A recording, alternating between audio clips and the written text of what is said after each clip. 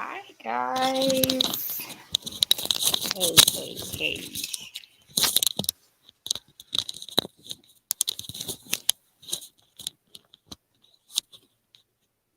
Hey guys, thanks for joining me. Just give me a quick second. See if you're there, if you've just joined, how are you guys doing? I wanted to catch up with you today and see how everyone is doing. Just give me a quick second here. Let me know if you can hear me, if anybody's there. Otherwise, I might just be talking to myself. I'm on my quick lunch break, so I wanted to catch up with my friends, my fans, my supporters. Let's see. Just give you a few minutes to join people who are joining in. Let's see. Hello. If you're there, please let me know where you're watching from. Let's see, command.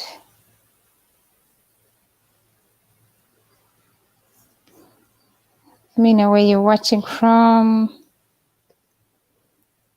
I don't remember how to copy and paste this thing. Hi, I see somebody there. How are you guys doing? Hi, Toya. Greetings from Johannesburg. You know what, Toya? I am so sorry I was in Johannesburg and I didn't get to say hello to you. I am so embarrassed. But I'm here to tell you about my experience in Johannesburg, actually. Johannesburg was beautiful. So, Toya, I hope you're well. I left when the weather was getting warm and I really loved your city. I have to come back. Hi, Manclitz. How are you? Watching from Mombasa, Kenya. Thanks for joining in, my friend. Mambo's Kenya. I hope everything is well there. So my regards to everyone. I just came back from Africa and it was gorgeous. I know my friends are making fun of me for calling it Africa, like I was in the whole of Africa. I know Africa is not a country, it is a continent. But I felt like I went to so many different African countries so that I could just get away by saying Africa. But I'm here to tell you my experience. It was my first time traveling to South Africa. That's one. I had never been there. I know it's strange when you're from Africa, everyone expects you to have been able to travel to all the African countries, but it was my first time in Johannesburg, to be specific. And it was my first time to be in Malawi. It was my first time to be in Namibia. We drove through Zambia, so I could say I was in Zambia. We actually slept in Zambia, so I could say we were in Zambia. And then it was also my first time to go through Botswana. So I'm here to tell you guys how my experience was. If you've been to those countries and you'd like to join me today on this chat, please let me know. I'll share a live stream, a link where you can actually join us and tell us about your experience in those countries. But hey, if you're joining in for the first time, thank you for joining Brenda's family here. And I'm just here to tell you about my travel experience to Africa recently. So I'm from Africa and the only country I have visited is Tanzania. What? Mancleats? No. You have to visit. Let's travel. Unless you can start with East Africa. So please go to Uganda because I'm originally from Uganda and I know Ugandans will love you. So, hey, Uganda, yes, raising a flag high. Uganda is a very, very hospitable country. People are very friendly. People are always willing to help and host you. So, Mancleats, let's go to Uganda at least. And then you can say you've covered part of East Africa. Hey, Yohasef, Ben. Hey, Queen Brenda. Hey. Thank you for joining in, guys. So I'm just here telling Mancleats that he needs to travel to East Africa, like to the rest of East Africa at least. At least I've been to Kenya, I've been to Tanzania, I've been to Uganda, of course. I have been through Rwanda, but I really want to visit Rwanda, like explore the whole of Rwanda, at least all parts of Rwanda. So that's my mission for Africa. I think the next on my schedule, I mean, next time I travel to Africa, of course, I'll be going back to Uganda hopefully soon. But I definitely want to go to Egypt. I want to go to Ghana because of Wodemaya. Wodemaya is always, showing us Ghana and stuff. I think it's interesting. And recently I've been watching videos of people going to Ghana, mostly African Americans. So that's intriguing. I wonder what's happening there. I need to, I guess, read more and watch more of these people's videos to see. But apparently most African Americans are traveling to Ghana. So do you know anything about that, guys? Please share with me what's happening there.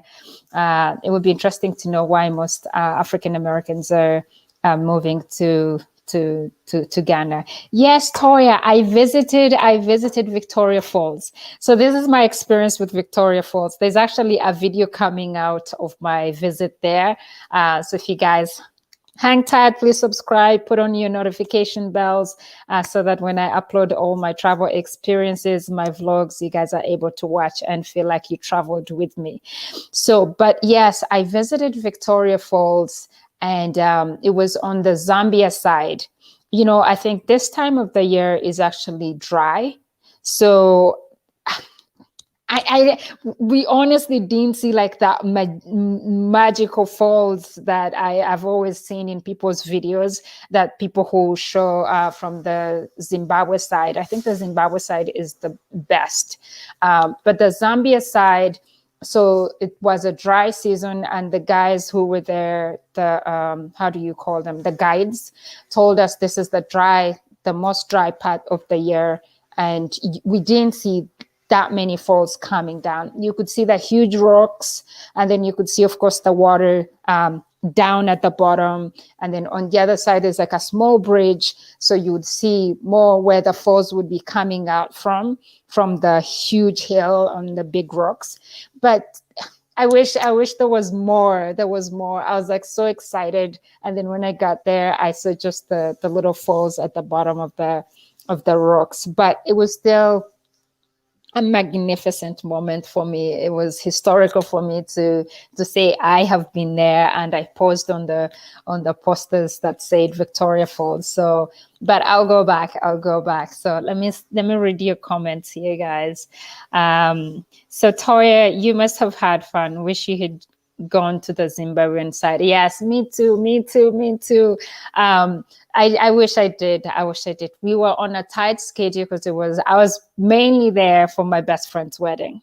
So I didn't want to say, hey, I'm here on travel and tourism. And I was just there to give her my time, to make sure everything went well for her wedding. So that's why I didn't focus on me that much. So I focused on her, and I just here and there was able to see some of the beautiful sights, but it was mainly the main reason for my travel was for her wedding. So, but I plan to go back and see the rest of Namibia mostly. So here's Ghana had a year of return in 2019, so they could attract African Americans, and people have been going since here. Oh, wow, that's interesting. That is very interesting to know. Thank you for sharing, Ben. Yeah, I mean, I've been seeing so many people sharing their experiences, mostly the African Americans being in Ghana, and it's been intriguing to know why. So I have to dig more into that and how their experiences have been. Is it a welcoming country for the African Americans? A friend of mine just moved to Ghana with his wife to Cape Coast. Wow, interesting. Yes, it would be great to hear more of their stories and their sharings. But anyways, thank you guys for joining in. If you have any more questions for me, please give this video a thumbs up. That helps my channel to grow. As of right now, I'm already at 1,000 subscribers, 1,000 plus subscribers, but we need to get the watch hours. So if you can watch my videos to the end, that will be very great and supportive of you, my friends.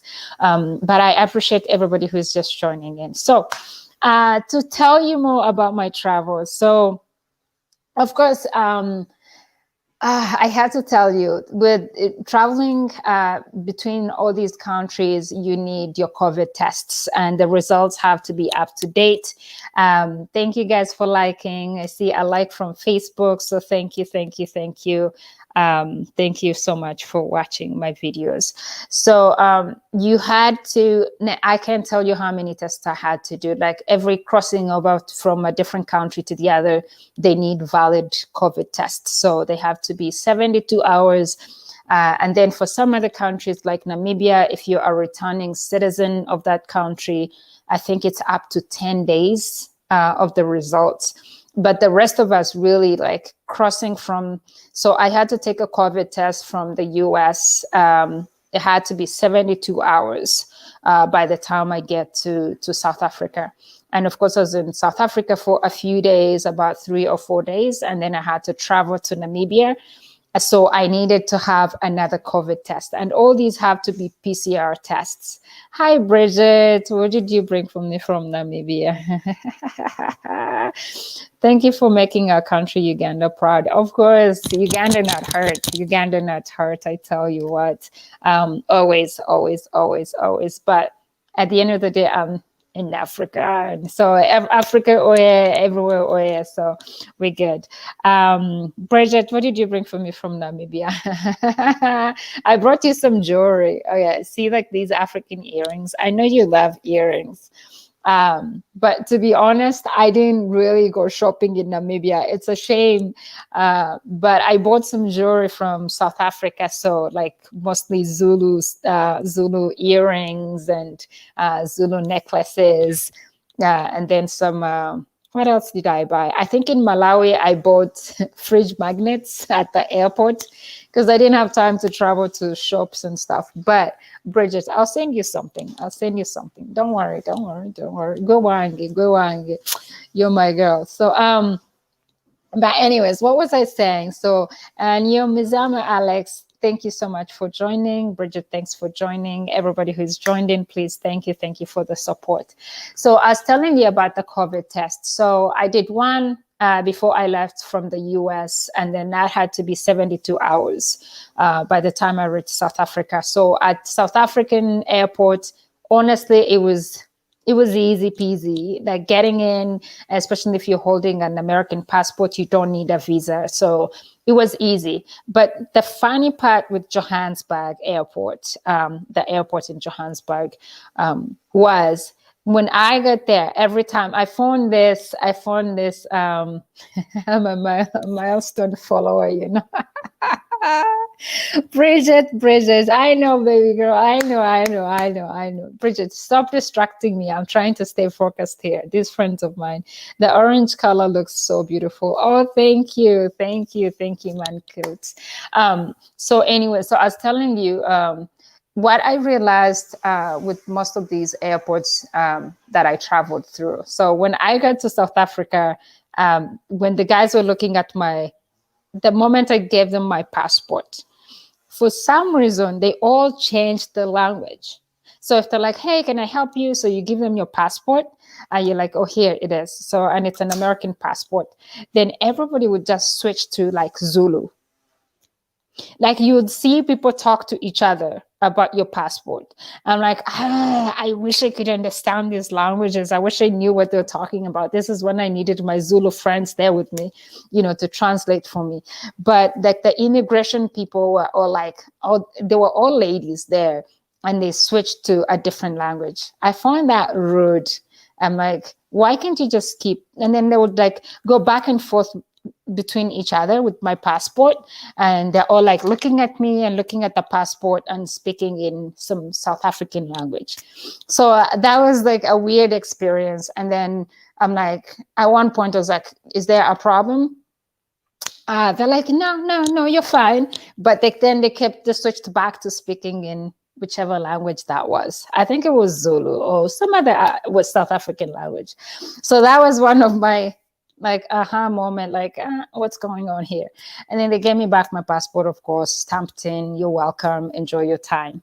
So going into Johannesburg, I had a friend of mine who was waiting for me outside, and actually in Johannesburg, in that airport, I forget the name of the airport, but yes, so you can enter in. It's a beautiful, beautiful airport. I think it's like one of the best airports I've been in Africa. Like in the African countries I've traveled to, it's one of the most gorgeous airports. It's high tech, the elevators, and it's huge, but it's very organized. There's security everywhere. But people who are welcoming you or who are picking you up can actually enter the airport and can also enter the airport and drop you all the way to like security side. So that was an interesting one for me, because even in the US airports, like person dropping you doesn't go as far as like all the way, like they have where they stay and drop off. So the person who was picking me up was there, and what I heard, what I was told from other people who were like standing there were like, just make sure you don't identify yourself as a foreigner. So it comes to a question of, is Johannesburg actually safe?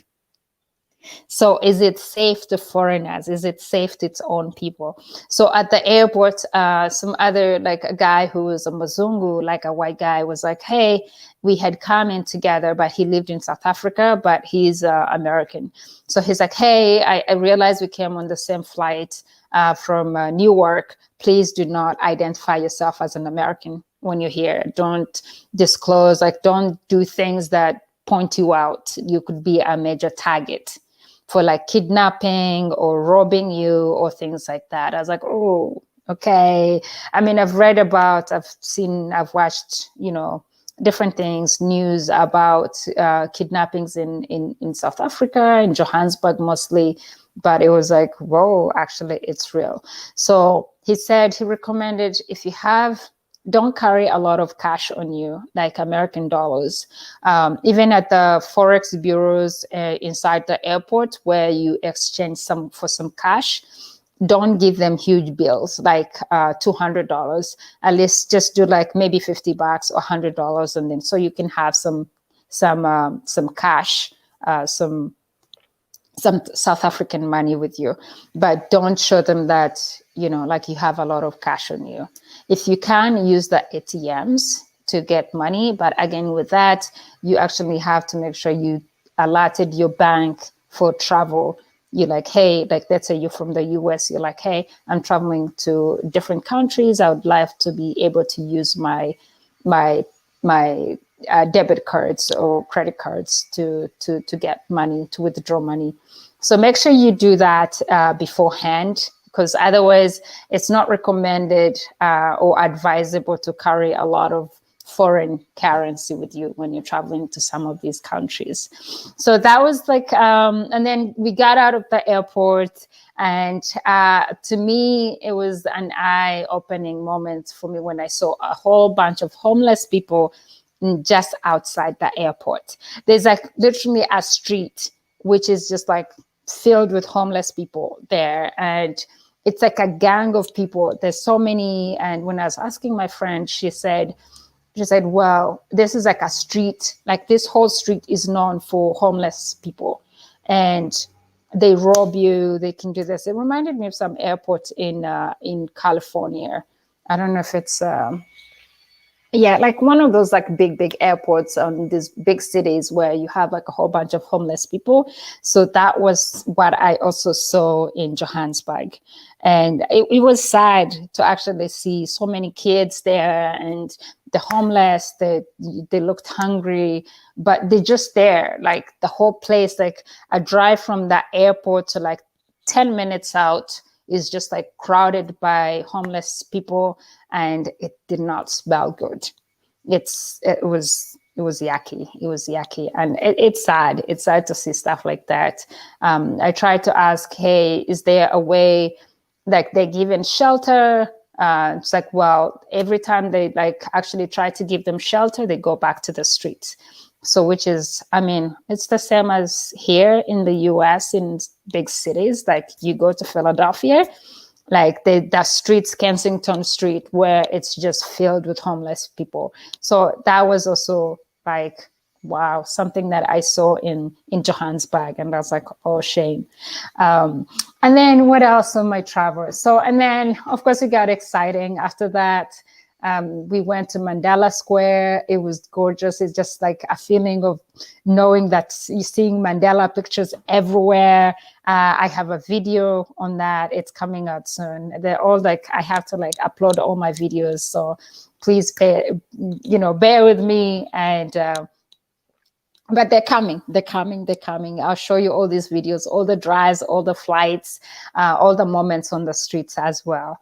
So I like the Mandela Square is one of the places that actually you feel safe as well. Like the moment you enter that square mall, of course, there's one I had to go in for, and we have an office there for my job. So I had to go in and see everybody there.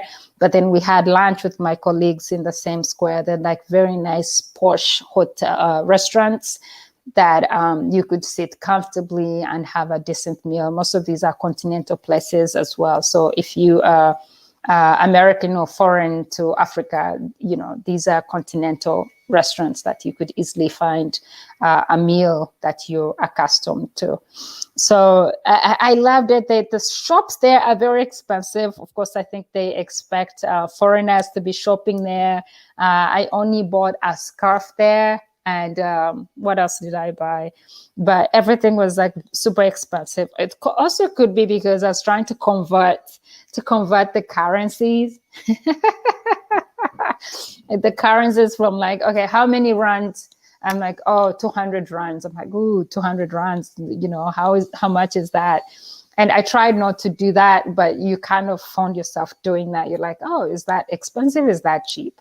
So, and everything is like in high currencies and high numbers. Like you go to Malawi, everything is like, the currency is kwacha. It's called kwachas. So they're like, oh, everything is like 1,000 kwachas, 2,000 kwachas. So you're looking at the $2,000 bill. You're like, oh, this is maybe worth a lot. No, it's not. But then, of course, you have like Uganda as well. It has 50,000. It has a 50,000 note. And so I can imagine what foreigners think when they go to these countries and they have like these huge bills that you have to like give a whole bundle to pay for your groceries. Pretty much. I remember we went to a grocery store in a supermarket and the amount was like, it was like 100,000 kwachas. And I remember counting and counting and counting. I'm like, what in the world is this? So anyways, those are like my experiences. I look back and I laugh at myself. And I'm sure you guys have different experiences as well when you travel to different countries, especially if you're not used. Johannesburg is a city of huge contrasts for sure. I agree, Toya. But next time I'm there, I really want to visit Soweto. A friend of mine told me Soweto is like one of those also historical places that you would really love to visit and see the whole bunch of like history there, the buildings. And then I also want to go to Cape Town if I have time. Cape Town is another beautiful one. But in general, I had to go back. Then I'll tell you about... This was actually funny. So when we get to Namibia is gorgeous, guys. Namibia is one of the flat countries that I loved. Like the moment we landed at Kasane is in Botswana. Kasane Airport, it's one of those small airports, but it's very clean, it's decent. So you use like smaller planes from Johannesburg, let's say. It's about like maybe 50 people on the flight, but we were few because of COVID, I'm assuming. So we got to Kasane Airport, Kasane International Airport, and then you have to drive now from there you're driving into Namibia and whatever you want to go. So there are so many roadblocks on the way. That was also a surprising thing for me. There's so many roadblocks that the moment you cross over, there's like a huge national park that you cross over from Kasane Airport. As you're entering into Namibia, you drive through a huge airport. A huge national park, but it was dry. Like you could see, everything was dry. Like from my videos, you'll see everything was so dry. I think they're coming out of winter time at this point, so it's like spring. The green is just starting to come up, but it was super dry but flat. So at one point we could see like giraffes on the other side as you're driving. Of course, they're far away, but you could see their necks sticking out. You could see some elephants from a huge distance. So that was like amazing also, like just driving in a flat country. And then you get to different borders now, and the borders you have to produce your passports. You have to produce your results again. And then you're there for like maybe a good 30 minutes because they still do things manually, even though they have a computer that you fill out forms and then you give it to them. And then they have to use that form to type it into the computer. But before they're done, you can't leave. So depending on the speed of the person who's entering your information in the computer is how much time you're going to be spending there. If you're traveling as a group, so give yourselves about like an hour to 2 hours. So, and depending on how many other people you found in front of you, I saw that at many borders, there were not so many people working there. It could have been because of COVID. But then from also Zambia, from Namibia to Zambia, there's also another border. But in between, there's a whole bunch of roadblocks, like where the police will just stop you, ask you for your IDs again. And then there's places where you have to get out of the cars and actually step down. They have like these huge foot and mouth animal control spots in the road on your way, where you have to get out of the car and step in like a damp cloth that has some chemicals in it because they're trying to protect their animals. That was in Namibia. So I think that was a great idea, at least, like for foot and mouth disease, which attacks the animals or even crops, I believe. So at least they're able to do that. So you get out, everybody gets out of the car, then you step on the damp cloth and then get back into the car and drive again. So they would ask you for your passport again, for your every border that we went to. There's so many borders. And then from Namibia, from Zambia to Botswana. So Zambia and Botswana have like one big, what do they call it? Border. So they recently built it and it's beautiful. So the Botswana side is very fast. I think it has like an American colonization in it, but everything is computerized. By the time you get there, you give them your passport, your documents, they're ready to go. They're like in no time, fingerprints and picture, and you're done. And then you cross over to the other Zambia side, which is in the same building. You'll see it in one of my videos. On this other side is because they share a border, pretty much like they're right there. You just cross over. There's like a line. There's a big river. Once you cross that river is shared by, let's say, is it Zimbabwe, Zambia, Botswana, Namibia? I believe so. Yeah, River Zambezi. Yes. So once you cross over that bridge, then you're now in Botswana.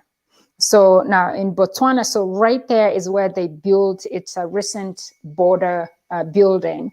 So it's where they built the building and pretty much they share space. So when you're there, if you're standing on this side in that building, you're in Botswana. You're standing on this side in that building, you're in Zambia. So, and then I crossed over to the Zambia side for checking. So that's where I realized, okay, hey, for Zambia, if you're an American passport holder, please read about these countries before you travel. You need a visa to enter Zambia. It's a new thing, and they don't really give them there on at the venue, at the place, if you're using road transportation, by road. But with the airports, you can actually, yes, they can issue the visa at the airports. So I had read and they said, you can get it on arrival, but I forgot to read that I was actually going to be driving. So it was a big, maybe 10 minutes, maybe half an hour actually, of us trying to figure out my visa situation. And of course, a lot of pleading. And then I was able to get my visa there. Now, the hassle came to us getting into Malawi. So, by the way, the road trips from all these countries, so from Namibia to Malawi is about, that's it, including how much time you spend at the borders, it could be 48-hour drive. Yes, like 3 days almost. So if you just drive, it was a long drive, to be honest with you guys. It was a long drive. So, but it was fun if you're doing it as a group. Of course, you're having a blast. You're having some drinks in the van, in the car, in the buses. You stop over, take some pictures. You're blasting your music. So time flies, but your body gets tired. It gets tired. I remember we drove from Namibia in the morning. We didn't get into like deep Zambia by like midnight. So we had to like take a break, spend maybe a few hours of sleep, shower, freshen up, jump back into our van and drive again. So, and then after that, so when we got to Malawi, that was what is it called? Chipata? Yeah, is it Chipata? Yes. Whoa, that one, I almost spent a whole night there. So my dear American passport holders, if you're traveling to Malawi, I know online, if you read online, it says you can get your visa on arrival. So things have changed. I had to read all these things before I traveled, but all these were shockers to me. So I got there and the guy said, hey, the moment he looked at my passport, he even just shook his head. He's like, you realize you need to get a visa? I was like, not really. I thought, okay, yes, I know, maybe yes, but you can get it on arrival. That's what I read online. The guy was not happy at all. And I don't have attitude, so I wasn't rude or tired and tried to respond to him in a rude way. And then he started asking, why are you here? Why are you getting into Malawi? And I had my friends who were actually, it was their wedding. They're like, we're here she's attending a wedding. We invited her. And the guy's like, I need that invitation letter that you wrote to invite her. Wow. So we had to like pull some strings there. And he said, well, you have to go online now and apply. So remember, internet connection is bad there. So we were at that place at Chipata, a border, and we tried filling in the forms and the forms were not like going through because of the internet connection. So my friend's fiance had to call his family in Malawi because he's from Malawi and ask for help. So somebody filled in the forms for us on my behalf and, filled in everything. I sent him pictures, it did all the needed documents and it was sent in. So we're like, hey, so we go back to the immigration guy. We're like, everything has been submitted. He's like, okay, but the offices are closed. We're like, okay, so what can we do? He's like, well, at this point, it was like 9 p.m. He says, it was actually like 6 or 7 p.m. He says, well, we're closed. The offices are closed. So you guys might have to stay here for a while. I would say maybe tomorrow morning. So meaning that you can't actually, because it's right on the border of Zambia as well. So if you cross over like maybe 3 minutes, you're back in Zambia. So and then you cross over, then you're in Malawi. So we're like, okay, so what do we do? And he's like, well, I don't have anything to do for you guys, not now. So I would say it's risky for you to try to drive away and try to go to a hotel, because that means you're entering Malawi and you're not supposed to leave this border without being cleared. So we pleaded with the guy. I was like, okay, so information has been sent in. What can we do? We can come back super early in the morning and make sure this is done before we proceed, but we cannot just sleep in the car. We have a baby in the car. This would be so hard for everybody. At least can we go back, check into the hotel, and then come back in the morning to have this worked out. So the guy was not having it. We asked for the supervisor, and finally we had to like use some strings with the relatives and friends back in Malawi to get Brenda a visa. Got by that time. So that's how we survived, and we got back and we're like, hey, so it actually shows it's been approved. We showed the guy the paperwork, the email notification, and he was like, I don't know how you did this, but I'm not sure I will accept it. We're like, well, this is exactly legit from the whole process. So it's been approved. And then he was not happy because I think he was looking for some cash there, knowing that maybe a bribe or this and the other. So, and we were not having it either. We're like, we're going to try as much as we can to get this done in the right way.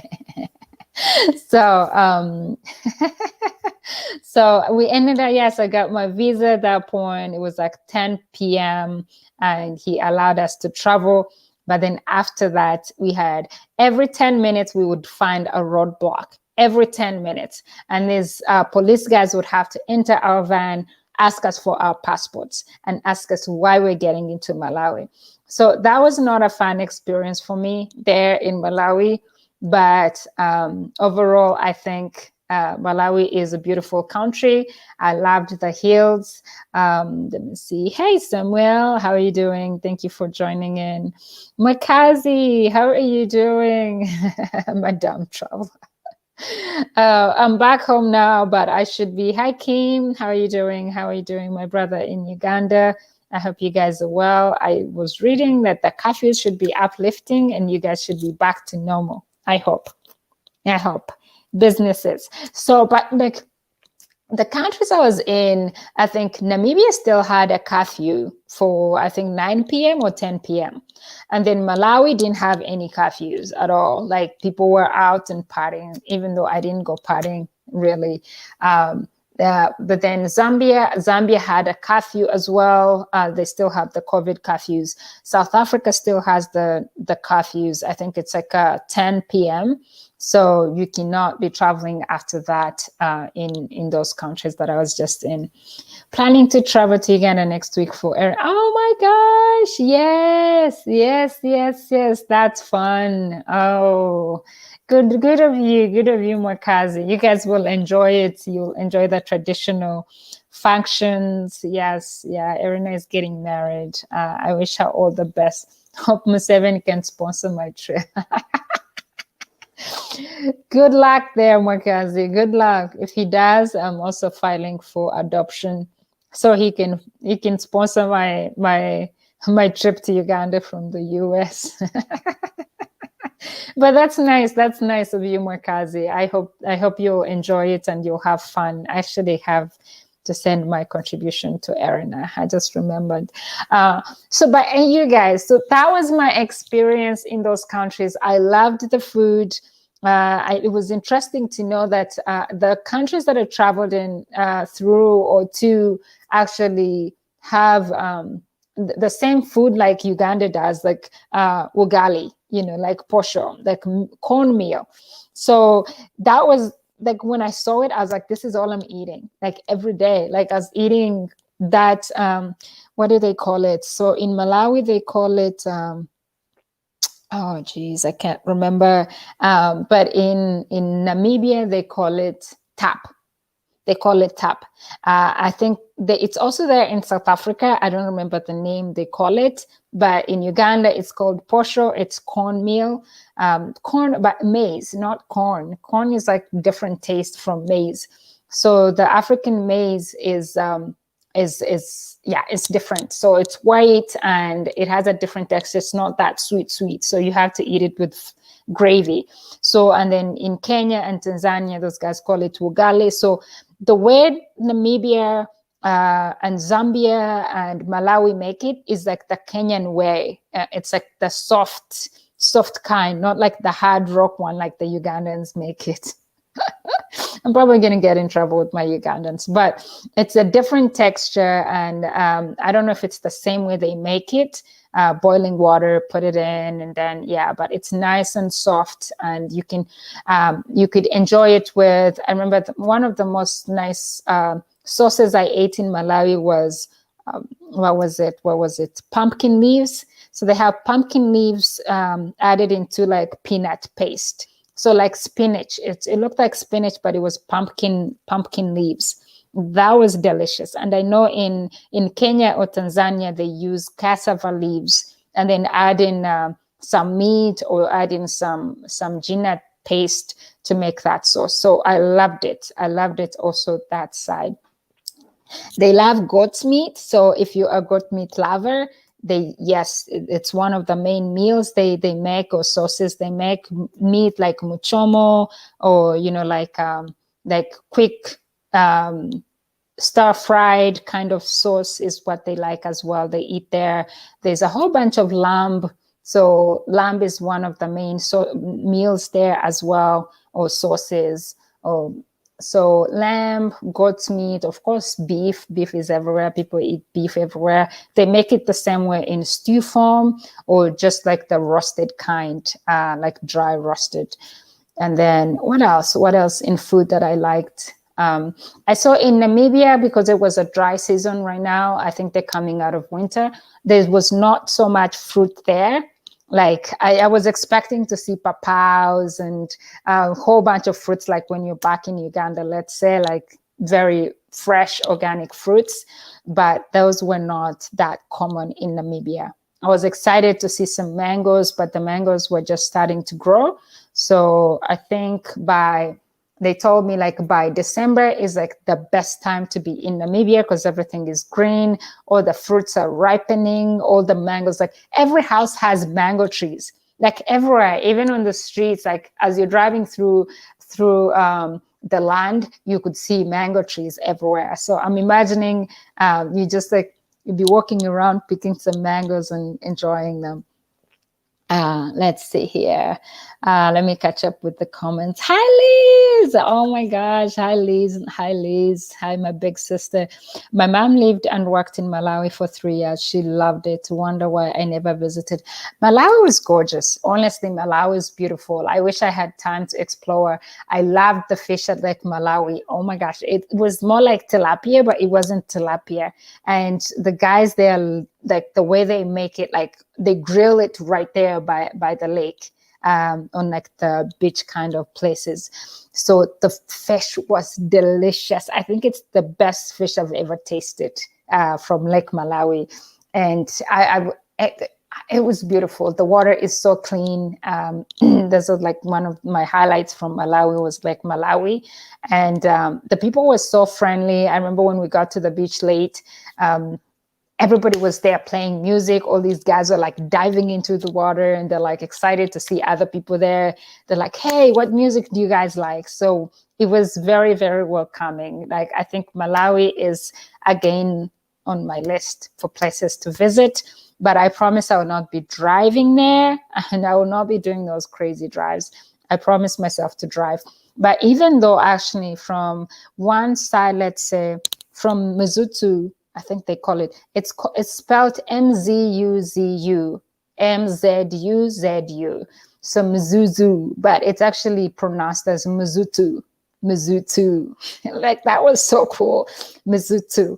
So from Mazutu, which is one town, which is one city, to, let's say, Lilongwe, is about 5 hours drive, maybe 3 hours drive if the road is really nice, but the road wasn't that great.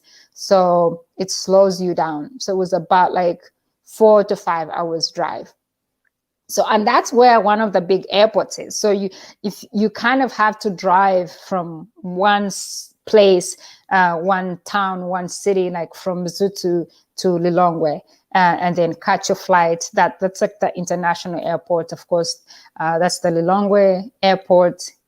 It has a name, Kanunzu or something. So, but then there's also Balantwai, which is also like another smaller airport. But you kind of, if you're doing like international travel, you kind of have to use the Lilongwe one. So the Lilongwe one, from there to South Africa, for example, is about 2 hours, because you stop over at Balantwai airport, and then connect to South Africa, and then onwards.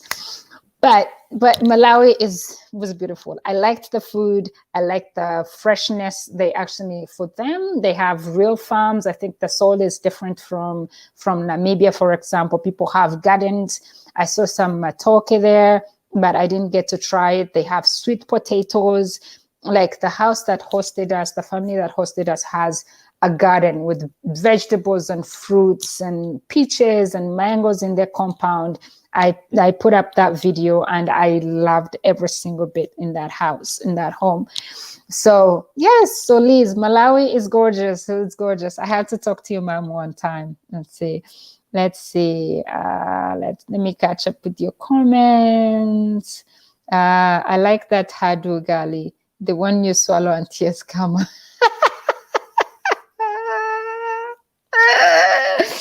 Mwakazi, you are unbelievable. Yeah, no. You don't want that ugali. I don't know why it was always that hard, but yeah, but I think I've graduated to the soft one. So if I come to your house, Mwakazi, in Kenya, please don't make me the Ugandan posho. Make me the Kenyan ugali is what I really love. I try to make that at my house as well, but it's only me who eats it. But I love making it. Why wish you showed us the video of them preparing the posho and the goat's meat. Yes, I know. I wish I did. Honestly, Mwakazi, this trip was not about me. So I didn't want it to make about me and my desires to produce content. I wanted to focus on my best friend and make sure everything was going well for her. So pretty much whatever she would push me is where I would go. She's like, Brenda, I need my shoes cleaned. I would be doing that. I need you to drive here and pick up these people, drop these people. Oh, by the way, I was driving in all these countries. And it was interesting driving on the other side. Of course, it takes a few minutes, maybe a few hours to adjust to driving on the left side and right side and all that stuff. But I was driving and I was like loving it because the streets are like straight, or the roads are like straight. At least in Namibia. So yeah, I wish I did that, Mwakazi. I wish I did those videos, but I have to go back. I have to go back and do a real tour. They're back on my list. They fell off and they're back on my list again. Did you happen to visit the Himba people? No, I didn't. But I was told some stories about the Himba people, but I have to go back, and they are an interesting group. So guys, if you can, please visit all these places in Africa. They all are known for different cultures. I loved experiencing the Zulu culture, for example, because my best friend's parents are a mixture of Namibian, I think it's Himba, I don't know, and then the Zulu. So we're able to incorporate the two different cultures. If you haven't watched my culture videos that I put out, you are so in trouble right now. Please go watch them and let me know what you think about them. The whole idea of covering the bride is almost the same as in my tribe in Ankole. Like the bride comes out all covered up and the groom has to identify the bride. And they usually, like 3 or 4 girls come out wearing the same exact identical, and they're supposed to be the same height, same everything, so that I guess it's to trick the groom to make sure he knows exactly who the wife is. I don't know if they smell them, or if there's like, I don't know, like they're not supposed to show anything. So you're supposed to just go in and identify your wife. So, but I think the brides usually cheat for the guys. They're like, hey, I'll be in the middle, or I'll be on the side, I'll be this, or I'll stick out my hand a little bit under the sheets so you can, under the fabric, so you can see the tattoo that I have on my hand. But it's interesting culture that like I was just like laughing and enjoying everything. So if you're new to African cultures, I know you would love such things, because there's nothing like culture in America. I'm sorry, but there's nothing like culture in America. There is culture in America. I don't want to get in trouble with my people. But like, this is Africa. I'm probably about to get in trouble with him. This is Africa. What's your culture? You should share with me. So this is Africa. Hello, brother. Okay, so these guys are saying hello to each other. I love you guys for always supporting fellow YouTubers. Let's see here. Did you go to Lake of Stars, Brenda Katamba? I didn't. The only place I actually went to, let's say in Namibia, was I got to see Lake Zambezi. And then I visited this the Victoria Falls in Zambia, which is in the side of Zambia. So it's not as pretty as the one in Zimbabwe. So, and then the other place that I got to visit, which was culture in Malawi, was Lake Malawi. Apart from that, I didn't see any of them beautiful, gorgeous places, but I enjoyed the drives, especially in Malawi. I loved, that's where we stopped and we spent some time with kids who were just there and just talking with the kids and telling us their stories and their dreams. Some want to be models in New York. Like I will share with you guys some of my pictures. I have like so many pictures. So what I will do is put them in like a video form and then share with you guys my sights and sounds maybe of my travels in those countries. But the gorgeous hills and mountains and the rocks in Malawi are absolutely breathtaking. You drive, there's a point where you drive and there's like a huge rock up, a huge mountain, which is a rock in a rock form. And you're just like down here. So you see the car carve. It reminds me of southwestern Uganda in Kisoro, where the roads are like all carving. As you're getting on the other side, you could see the big mountains. So I'll share with you guys those pictures because I have a whole bunch of those pictures. The sunsets, gorgeous. The sunrises as well. The whole breath, the whole fresh air in those countries is absolutely worth traveling for. So let's see what else. This is Africa. I was just telling Brett I'm looking for sponsors to attend Nina's wedding next weekend. Are you driving there? Are you flying there? I thought it was supposed to be December. No, it's actually not December. Traditional wedding is October and the wedding is end of November. Okay, these guys are talking about Irina's wedding. That's cool. It's Kenyan by marriage culture. Oh. All right, guys. So that was pretty much my experience. But what I can advise, if any of you guys are thinking of traveling to those countries, please, one, in COVID times, you definitely need COVID tests to every country you're going to. And they're expensive. They're very expensive. In my own opinion, they're expensive. Because let's say I had in the US, it's covered by your insurance for most people anyways. But like in South Africa, my COVID test, which was PCR for travel, was about $70. And then come to Namibia. Before we left Namibia for Malawi, we had to take a COVID test, and that was actually very expensive. That was $100. It was about $100 and something, not US dollars, not Namibian dollars. And then in Malawi again, we got into Malawi on that COVID test, and then coming out of Malawi, because we had spent more than 72 hours there, flying back, I had to do another COVID test. That was $100 US. So roughly my whole travel, which was a 2 weeks and a few days travel, I had to do 4 COVID tests, and that's about close to $400. So if you're planning to travel in this time, please plan for those, especially if you're thinking of being in different countries or crossing different borders. You need valid COVID tests, and most of them don't recommend a throat kind. It has to be the long nozzle PCR test, which is through the nose. So it's a very uncomfortable test. So I feel bad for my nose, but we're fine. And so masks are still very encouraged in most places, especially in Malawi and Namibia, because the cases are still there. And then, of course, if you're traveling to those countries which have malaria, please take your anti-malarials. I got mine once I got there. My friends had already bought some for me because they're easy to get off the counter. They had to get in the US, so get them while you get to that country. The moment you land, whoever is picking you up can actually bring you those, and you start taking them from day one, just so that you don't get malaria. Other than that, you guys, thank you so much. It was nice catching up with you. Thank you for all your support. I gotta get back to work. Stay blessed.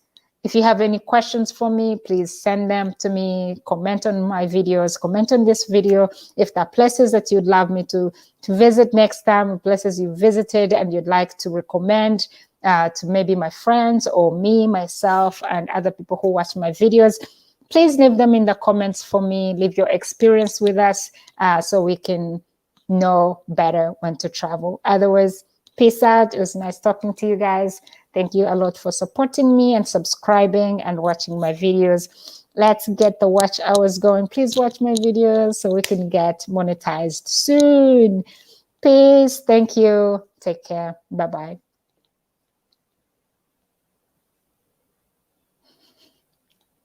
Thank you, guys. Thank you. This is Africa. We'll catch up soon, I promise.